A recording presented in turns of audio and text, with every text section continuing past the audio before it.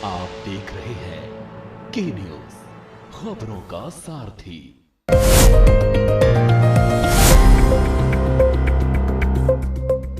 नमस्कार, के न्यूज के खास कार्यक्रम स्पेशल रिपोर्ट में आपका स्वागत है। मैं हूं आपके साथ गरिमा बाजपेयी। आज हम सबसे पहले बात करेंगे यूपी में मानसून की धमाचौकड़ी के बीच जिलों में बाढ़ और भारी बारिश को लेकर मुख्यमंत्री योगी आदित्यनाथ के एक्शन मोड की। तो वहीं उत्तराखंड में धामी द्वारा मुख्यमंत्री एकल और महिला रोजगार योजना के दूसरे चरण के शुभारंभ पर हमारी खास रिपोर्ट भी दिखाएंगे और साथ ही बात होगी अभावों के बावजूद कानपुर के होनहार जतन निषाद की नीट यूजी में शानदार सफलता की। और चलते चलते बात उत्तराखंड में आगामी विधानसभा चुनावों से पहले मतदाता सूची में सुधार व शुद्धिकरण के लिए विशेष गहन निरीक्षण की एसआईआर की प्रक्रिया की। अब खबरें विस्तार से।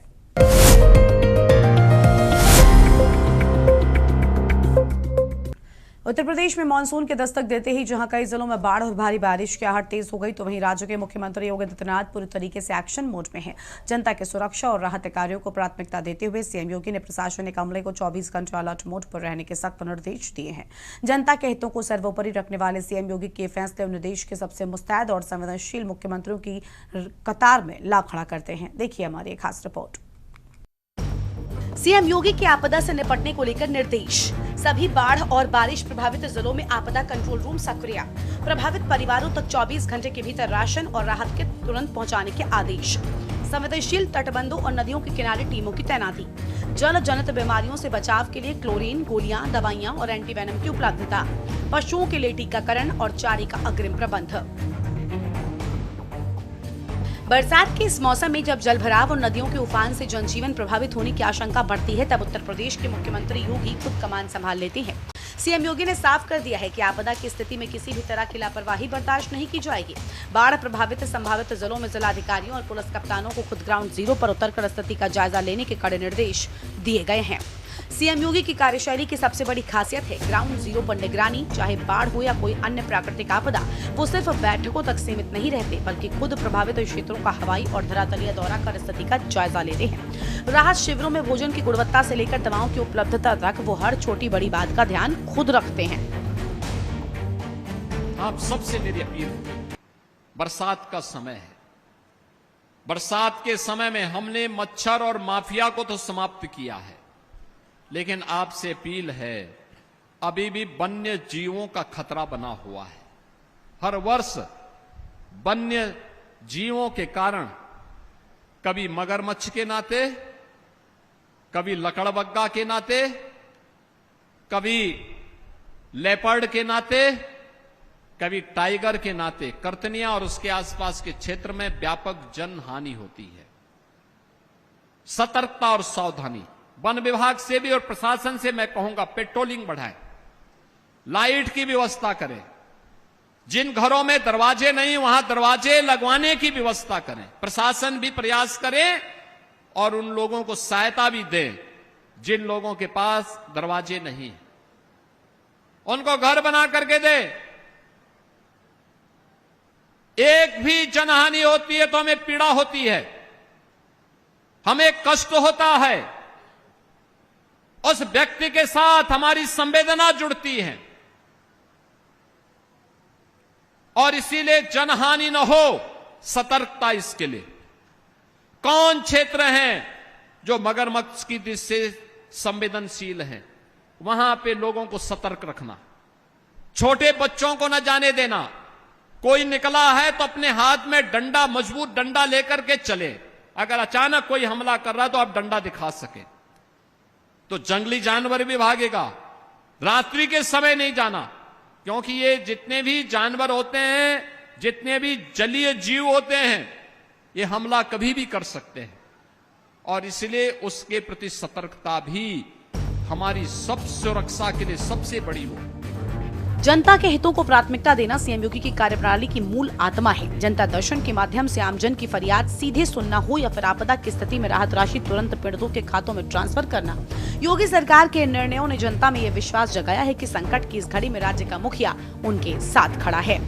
आपदा कोई भी हो, पूर्व तैयारी और त्वरित निर्णय ही जनधन की हानि को रोक सकते हैं। सीएम योगी आदित्यनाथ का ये सजग और संवेदनशील रवैया न केवल उत्तर प्रदेश में प्रशासनिक गतिशीलता का उदाहरण पेश कर रहा है, बल्कि देश के सामने जनहितैषी नेतृत्व की एक नई नजीर भी पेश कर रहा है।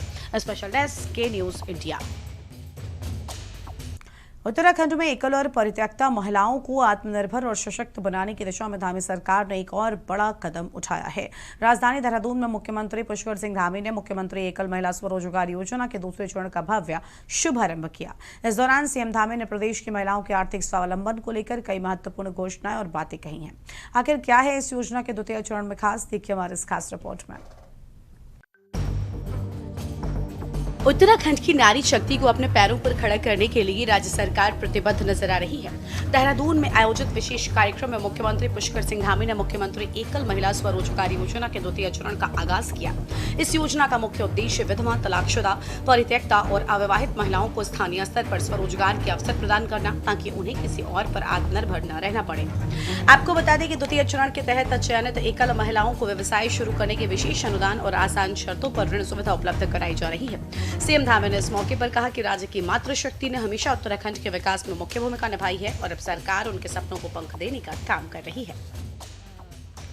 इस अवसर पर जहां एक और 212 नई लाभार्थी महिलाओं को 15 लाख रुपए से अधिक की सहायता राशि प्रदान की जा रही है, वहीं प्रथम चरण की 276 महिलाओं को द्वितीय किस्त के रूप में 1 करोड़ रुपए से भी अधिक की राशि हस्तांतरित की जा रही है।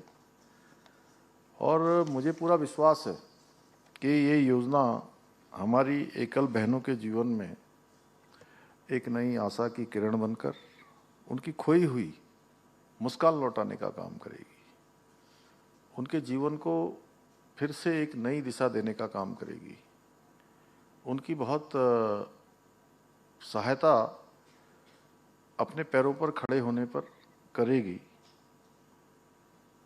मैं आप सभी बहनों से कहना चाहता हूं कि किसी भी समाज और राष्ट्र की सबसे बड़ी ताकत मातृशक्ति होती है, महिलाएं होती हैं। क्योंकि जब कोई नारी सशक्त होती है, कोई महिला सशक्त होती है, तो वो अपने परिवार के साथ साथ समाज को और राष्ट्र को भी सशक्त बनाने का काम करती है, उनको दिशा देने का काम करती है। और आज की नारी तो अंतरिक्ष से लेकर देश की सीमाओं तक और रसोई से लेकर अपने खुद के अनेक प्रकार के व्यवसाय करके, नए नए उद्यम करके, एक से एक नवाचार करके। आपको बता दें कि स्वयं सहायता समूहों से जुड़ी महिलाओं की वार्षिक आय 1 लाख रुपए या उससे अधिक करने के लक्ष्य के साथ प्रशिक्षण, तकनीकी सहायता और बिना ब्याज या कम ब्याज दर पर ऋण उपलब्ध कराया जाता है। महिला स्वयं सहायता समूहों के द्वारा तैयार स्थानीय उत्पादों को बाजार, पैकेजिंग और सही मंच देने के लिए विपणन सहायता प्रदान की जाती है। पहाड़ी और ग्रामीण क्षेत्रों की महिलाओं को स्थानीय संसाधनों से आजीविका व उद्यमिता शुरू करने के लिए आर्थिक अनुदान दिया जाता है। मेरे अंदर भी एक बड़ा भरोसा पैदा करती है, विश्वास पैदा करती है। और मैं सच कहूं तो आत्मविश्वास दी थी मुझे भी अंदर से, जब मैं अपनी बहनों के द्वारा पूरे राज्य के अंदर जो उनके उत्पाद बनते हैं, कोई सिलाई के उत्पाद जैसे आप बना रही हैं, आप ही लोग हैं वो भी, जब वो कोई अच्छे उत्पाद बनाती हैं, कोई सिलाई के क्षेत्र में, कोई बुनाई के क्षेत्र में, कोई हस्तशिल्प के क्षेत्र में, कोई अच्छा खाने का सामान, कुछ महिलाएं हमारी देव स्थानों पर 4 धाम यात्रा में प्रसाद बनाने का काम, अचार बनाने का काम, नमकीन बनाने का काम, बिस्कुट बनाने का काम, हमारे ये जो मोटा अनाज है, मड़वे के बिस्कुट बनाने का काम, उससे अनेक प्रकार के अलग अलग प्रकार के उत्पाद बनाने का काम करती है। तो सच में ऐसा लगता है कि जो हमारे प्रधानमंत्री जी ने, उनके मुख से जो बाबा केदार के धाम में शब्द निकले थे कि 21वीं सदी का तीसरा दशक उत्तराखंड का दशक होगा, तो सच में उसको बनाने का काम उसके अग्रदूत के नाम, अग्रदूत के रूप में, उसके ध्वजवाहक के रूप में कोई करने वाला है तो हमारी मातृशक्ति करने वाली है। और आज हर क्षेत्र में आज महिलाएं देश का नाम रोशन कर रही है, हर क्षेत्र में आगे बढ़ रही हैं। और हमारी बहनें अब केवल सहभागिता तक सीमित नहीं है, बल्कि नेतृत्व की भूमिका भी निभा रही हैं। पहले होता था सहभागिता, अब आगे बढ़ चढ़कर लोगों को दिशा देने का काम कर रही है। जिस क्षेत्र में भी जा रही है सबसे अच्छा काम कर रही हैं। और जब हमारे उत्तराखंड की बात आती है तो हमारा सिर गर्व से ऊंचा उठता है, क्योंकि आज हमारी माताएं बहनें अपना परिवार ही नहीं चला रही है। यहीं पर देखिए अभी आप उत्तराखंड में एकल महिलाओं को समाज की मुख्य धारा से जोड़ने और उन्हें आर्थिक रूप से मजबूत करने की ये पहल न सिर्फ उनके जीवन में सकारात्मक बदलाव लाएगी बल्कि राज्य की अर्थव्यवस्था को भी गति देगी। स्पेशल डेस्क के न्यूज इंडिया। वक्त तो चला एक छोटे से ब्रेक का।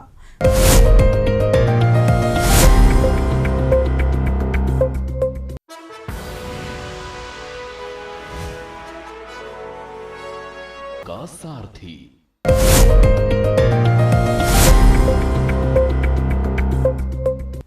कहते हैं कि अगर इरादे मजबूत हों तो अभाव भी सफलता का रास्ता नहीं रोक सकते। इस बात को सच कर दिखाया है कानपुर के नवाबगंज निवासी जतिन निषाद ने। बेहद साधारण और आर्थिक रूप से कमजोर परिवार से आने वाले जतिन ने नीट यूजी में ऑल इंडिया रैंक 6656 हासिल कर न सिर्फ अपने परिवार बल्कि पूरे शहर का नाम रोशन किया है। ये रिपोर्ट देखिए। कानपुर के नवाबगंज की ये तंग गलियां और एक कच्चा जर्जर मकान, जहां ना तो अलग से कोई रसोई है और ना ही सुख सुविधाएं। एक ही कमरे में दादा दादी, माता पिता, बहन और जतिन यानी कि पूरा परिवार रहता है। लेकिन इसी छप्पर के नीचे से निकली है एक ऐसी सफलता जिसने गरीबी के मुंह पर तमाचा जड़ दिया है। दर्जन का काम करने वाले रविशंकर निषाद के बेटे जतिन ने नीट यूजी परीक्षा में 6656वीं ऑल इंडिया रैंक हासिल कर इतिहास रच दिया है। आपको बता दें कि जतिन के पिता सुबह से देर शाम तक सिलाई मशीन चलाकर परिवार का भरण पोषण करते हैं। और आपको बता दें कि जेब में तंगी जरूर थी, लेकिन उन्होंने बेटे के सपनों में कभी ढील नहीं बरती। जतिन की इस सफलता में उनके परिवार की तपस्या और खुद की दिन रात की मेहनत शामिल है। सोशल मीडिया के इस दौर में 1 साल तक इंटरनेट से दूरी बनाकर पढ़ना जतिन के लिए दृढ़ संकल्प को दर्शाता है। जतिन अपने इस कामयाबी का श्रेय अपने माता पिता और गुरुजनों को देते हैं। जतिन की यह कहानी साबित करती है कि अगर मन में कुछ कर गुजरने का जुनून हो तो गरीबी कभी सपनों के आगे दीवार नहीं बनती। सफलता किसी सुख सुविधा की मोहताज नहीं होती और इसे साबित किया है जतिन ने। एक छोटे से कच्चे कमरे से शुरू हुआ जतिन का यह सफर अब GSVM मेडिकल कॉलेज की ओर बढ़ चुका है। जतिन की यह कामयाबी आज देश के लाखों उन युवाओं के लिए मिसाल है जो संसाधनों की कमी का रोना रोते हैं। स्पेशल डेस्क के न्यूज इंडिया। पेपर लीक को लेकर जंतर मंतर में छात्रों का हंगामा चल रहा है। वहीं दर्जी के बेटे ने पहले अटेम्प्ट में नीट क्वालिफाई किया है और हम अब उसके घर पहुंच चुके हैं। सबसे पहले हम उनका घर दिखा दें।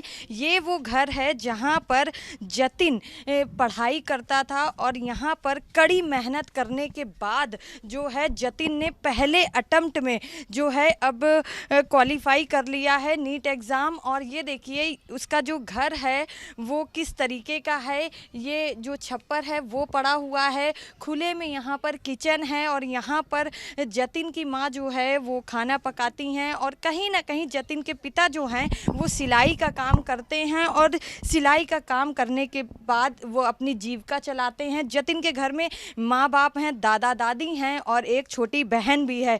लेकिन इस घर को देखकर आप अंदाज़ा लगा सकते हैं कि जतिन ने कितनी मेहनत करी है और अब जो है उसे डॉक्टर की पढ़ाई करने का जो मौका है वो मिल चुका है। और जतिन इस वक्त हमारे साथ है, उनसे बातचीत कर लेते। जतिन कितनी मेहनत करी है और नीट एग्ज़ाम अब क्वालिफाई हो गया तो उसके लिए बहुत बहुत बधाई। कितनी मेहनत करी है? मेहनत तो बहुत की है। कितने घंटे पढ़ते थे? सोशल मीडिया का कितना यूज़ करते थे? सोशल मीडिया नहीं यूज़ करते थे, बिल्कुल भी नहीं। हाँ, डिलीट कर दिया था। अच्छा, पापा इतनी मेहनत करते थे, पापा को देख के क्या लगता था? यही लगता था कि उनके लिए हमें भी कुछ करना है, पापा इतना सब कुछ करते हैं मेरे लिए। अच्छा, नीट एग्ज़ाम आप दे रहे थे, पहला अटेम्प्ट था, क्वालिफाई कर लिया है। अक्सर बीच में पेपर जो है लीक हो जाते थे तो क्या मन में आता था, कितना डरते थे? पहले तो बहुत डर लगता था, फिर पढ़ाई स्टार्ट कर देते थे। अच्छा, जंतर मंतर पे लेकर बहुत सारे स्टूडेंट इकट्ठा हो गए, क्या कहेंगे जिस तरीके से स्टूडेंट का प्रोटेस्ट चल रहा है? प्रोटेस्ट एक सही भी है और गलत भी है। क्यों, ऐसा क्यों लग रहा है? कहीं ये तो नहीं लग रहा है कि इसमें राजनीति हो रही है? ये नहीं पता। अच्छा, अब किस तरीके का उपचार करना चाहोगे, क्योंकि कहा जा रहा है कि इतनी मेहनत करने के बाद अब तुम डॉक्टर बनोगे, और तो क्या कुछ ऐसा सोच रखा है कि फ्री में करना है, या फिर कुछ ऐसा सपना हो जो जिसको तुम पूरा करना चाहो? अभी तो कोई सपना नहीं है, बस डॉक्टर बनना है। देखिए, जो जतिन है उसका सपना ज़रूर साकार हो चुका है, और उसके मम्मी पापा हैं, उनसे बातचीत कर लेते हैं। ये हैं जतिन के पापा, जो सिलाई का काम करते हैं। कहीं ना कहीं अब उनके बेटे ने एक सफलता हासिल करी है। सर, कैसा लग रहा है और क्या कहेंगे, जतिन ने कितनी मेहनत करी है? वैसे तो बहुत अच्छा लग रहा है। जतिन ने तो काफ़ी मेहनत की है, रात में भी काफ़ी देर तक पढ़ाई करता रहता था, 3-3 बजे तक, 4-4 बजे तक कभी कभी पढ़ता रहता था। सोशल मीडिया का यूज़ करता था, फ़ोन वगैरह चलाता था? नहीं, फ़ोन तो कुछ भी नहीं चलाता था। अच्छा, जिस तरीके से आपने भी सुना होगा कि पेपर लीक हो जा रहे हैं, छात्रों का भविष्य जो है अंधेरे में जा रहा है, तो ये सब सुन के आप क्या डरते थे, कैसा लगता था? ये तो सुन के काफ़ी डर लगता था, पेपर लीक होता था, बच्चे सुसाइड करते थे, ये सब तो ये सब देख के जब अभी हुआ था तो काफ़ी डर लगता था कि अभी तो निकल गया है। पहली बार 650 आए थे, उसके बाद फिर ऐसा लगा कि निकल पाएगा कि नहीं निकल पाएगा, क्या होगा क्या नहीं होगा, तो ये सब सोच के काफ़ी डरे रहते थे। तो दिन भर जो है जतिन पढ़ाई करता था, और यही वजह रही है कि कड़ी मेहनत करने के बाद अब जतिन ने एक मुकाम हासिल कर लिया है, और अब डॉक्टर बनकर वो अपने घर वालों को और देशवासियों को अच्छे से अच्छा बेहतर उपचार देने का प्रयास करेगा। कानपुर से के न्यूज़ के लिए सारिका गुप्ता की रिपोर्ट। उत्तराखंड में आगामी विधानसभा चुनावों से पहले मतदाता सूची में सुधार व शुद्धिकरण के लिए विशेष गहन पुनरीक्षण यानी एसआईआर की प्रक्रिया चल रही है, तो वहीं एसआईआर प्रक्रिया के प्रथम चरण ने ही प्रदेश की पलायन हकीकत को बयां कर दिया है। उत्तराखंड में ड्राफ्ट मतदाता सूची जारी हो गई है, जिसके हिसाब से एसआईआर के बाद उत्तराखंड में 8,26,977 मतदाताओं के नाम कटे हैं। ये रिपोर्ट देखिए। उत्तराखंड में चल रहे एसआईआर अभियान अंतिम चरण में है। दरअसल राज्य में 8 जून से एसआईआर अभियान शुरू हुआ था, जो 7 जुलाई को पूरा हुआ। खास बात यह है कि प्रदेश में 88.99% गणना फॉर्म को डिजिटलाइज किया जा चुका है, जहां एक ओर इन सभी डेटा को दुरुस्त कर फाइनल आंकड़ा तैयार किया जाएगा, तो वहीं दूसरी ओर पोलिंग बूथ की मैपिंग फिर से की जाएगी, ताकि मतदाताओं के आधार पर पोलिंग बूथों का निर्धारण किया जा सके। इसके साथ ही 14 जुलाई को मतदाता सूची का ड्राफ्ट पब्लिश किया गया, लेकिन कहानी यहीं खत्म नहीं होगी। ड्राफ्ट सूची में 8,26,000 वोटर कम हुए, जबकि 19 लाख ज्यादा मतदाताओं के विवरण में आप भी त्रुटियां दर्ज यानी दावों, आपत्तियों और अंतिम सत्यापन के बाद ये संख्या और बढ़ सकती है। स्पष्ट है कि फाइनल वोटर लिस्ट आने पर कई विधानसभा क्षेत्र में वोटर की संख्या और बदलेगा 2027 के चुनाव का राजनीतिक समीकरण भी। हालांकि राजनीतिक दल अपने दावे जरूर पेश करते दिखाई दे रहे हैं और एक दूसरे पर आरोप भी लगा रहे हैं, लेकिन दूसरी ओर अंदर ही अंदर राजनीतिक दलों की टेंशन भी बढ़ती दिखाई दे रही है। पूरे प्रदेश में 11,733 मतदेय स्थल पूर्व में हमारे राज्य में उपलब्ध थे। वर्तमान एसआईआर अभियान के दौरान ये संख्या में वृद्धि हुआ है और 810 मतदेय स्थल का वृद्धि के पश्चात अभी वर्तमान ड्राफ्ट सूची में 12,543 मतदेय स्थल निर्धारित किए गए हैं। वर्तमान जानकारी के अनुसार पूरे प्रदेश में 52% पुरुष मतदाता ड्राफ्ट सूची में हैं और 47% महिला मतदाता ड्राफ्ट सूची में वर्तमान में पाए गए हैं। जो आंकड़ा है उसके अनुसार 37,23,000 मतदाता पुरुष, 34,09,000 मतदाता महिला और 217 मतदाता थर्ड जेंडर कैटेगरी में चिन्हित किया गया। सबसे पहले तो ये था कि जो एसआईआर का कदम था ये एक सही कदम था, लेकिन उस पर उत्तराखंड क्रांति दल का ये विरोध था कि उसकी जो कार्रवाई हो वो एक अच्छे लोगों के हाथ में हो, जानकार लोगों के हाथ में हो, और जो सभी चीज से, चाहे वो कंप्यूटर में डाटा एंट्री से हो या डाटा कलेक्ट करने से हो, सब लोगों को अच्छे से जानकारी लेकर के करना चाहिए था। ये अभी की बात नहीं है, इससे पहले भी जब भी वोटर कार्ड से लेकर राशन कार्ड से लेकर जो भी सरकार के द्वारा ये काम किया गया, इसमें हर जगह हर बार खामियां पाई गई। इससे स्पष्ट है कि सरकार इसमें संवेदनशील नहीं है और सरकार हर चीज जो है हल्के में लेकर काम करती है। अब वर्तमान में जिस प्रकार से एसआईआर में खामियां पाई गई हैं और जो उसमें उन्होंने 8 सवाल अभी भी रखे हैं। तो भारतीय जनता पार्टी और चुनाव आयोग के आपस का गठबंधन है। यही गठबंधन वेस्ट बंगाल में रंग लाया, यही गठबंधन हरियाणा में रंग लाया, आपने देखा। और माननीय राहुल गांधी जी ने किस तरीके से एक नहीं दो बार प्रेस कॉन्फ्रेंस करके वोट चोरी के मुद्दे को उठाने का कार्य किया, कि ब्राजीलियन मॉडल तक आपके सामने लेके आए। बेंगलोर में आपने देखा कि एक घर में 2-2 हजार लोग रह रहे हैं। तो ये दर्शा रहा है कि भारतीय जनता पार्टी को हम और आप वोट नहीं दे रहे हैं। क्यों? क्योंकि किसान भाजपा के खिलाफ, युवा भाजपा के खिलाफ, महिलाएं भाजपा के खिलाफ, ये जो छात्र है जो 12th पास करके निकला है वो भाजपा के खिलाफ, देश का हर वर्ग भारतीय जनता पार्टी के खिलाफ है। तो ये वोट दे कौन रहा है उनको? देखिए, दोनों स्थितियां हैं। पहली बात तो ये कि जो अभी तक SIR हुआ है वो 2003 की मैपिंग के आधार पर हुआ है, तो उसकी वजह से बहुत सारे वोट अभी सामने नहीं आ पा रहे हैं। तो आपको ये जो गैप दिख रहा है ये उसकी वजह से दिख रहा है। लेकिन अभी जो नए वोटर बनाने का काम शुरू होगा, आपको मालूम है कि 2003 में देहरादून की स्थिति क्या थी, आज क्या है, क्योंकि उसके बाद ही जब राज्य बना उसके बाद पलायन ज़्यादा हुआ और नए क्षेत्र ज़्यादा विकसित हुए हैं। जो नए लोग हैं उनके वोट अब बनेंगे, तो मैं समझता हूँ कि वो गैप भरेगा। दूसरा, जो वोटर कम हुए उसके 2 बड़े कारण हैं। एक कारण तो यह है कि कई लोग 2-2, 3-3 जगह वोट होते हैं। उत्तराखंड में ड्राफ्ट मतदाता सूची जारी हो गई है, जिसके हिसाब से SIR के बाद उत्तराखंड में 8,26,977 मतदाताओं के नाम कटे हैं। करीब 8 लाख से अधिक मतदाताओं के नाम काटे जाने हैं, जबकि प्री SIR के दौरान भी लगभग 5 लाख से अधिक मतदाताओं के नाम हटाए जा चुके हैं। कुल मिलाकर साल 2022 में हुए विधानसभा चुनाव से तुलना करें तो आगामी 2027 में होने वाले विधानसभा चुनाव के दौरान मतदाताओं की संख्या में एक बड़ा अंतर देखने को मिलेगा, जो शायद बड़ी पार्टियों को सरकार बनाने के लिए महत्वपूर्ण घाटे का सौदा हो सकता है, जिसकी वजह से सभी दलों में अपनी सीट निकालने के लिए कड़ी मशक्कत करनी पड़ सकती है। यही वजह है कि सभी दलों में चुनाव आने से पहले बड़ी हलचल मची हुई है। Uttarakhand desk report. Special report में आज इतना ही। तमाम बड़ी खबरों के लिए आप देखते रहिए के न्यूज़ इंडिया। नमस्कार।